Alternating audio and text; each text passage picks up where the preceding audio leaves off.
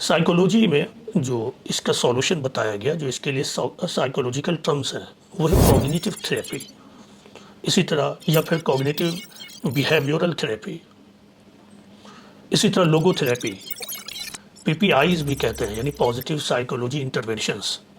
تو یہ cognitive therapy, cognitive behavioural therapy, logotherapy, P P I's یعنی positive psychology interventions, یہ سب ایک لے مین کو اگر سمجھایا جائے تو ان کا مطلب ہے لوگوں کے تھاٹ کو پروسیس کرنا، دوبارہ لوگوں کے تھاٹ پروسیس کو انڈرسٹینڈ کرنا، ان کے نگیٹو تھاٹس کو سمجھنا،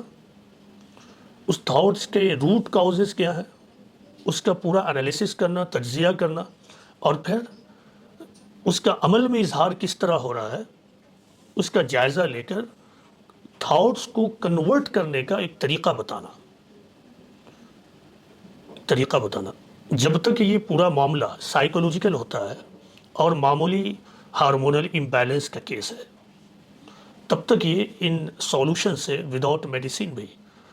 اس کا حل کیا جا سکتا ہے، خواہ وہ ڈپریشن کتنا ہی زیادہ سیریس ہو۔ ایون اگر میڈیسینل سولوشن کی طرف آپ گئے بھی ہیں، تب بھی اس کا جو فائنل سولوشن ہے وہ کوگنیٹیو تھراپی یا کوگنیٹیو بیہیویورل تھراپی یا پی پی آئیز ہی ہے۔ Medicines are not permanent solution.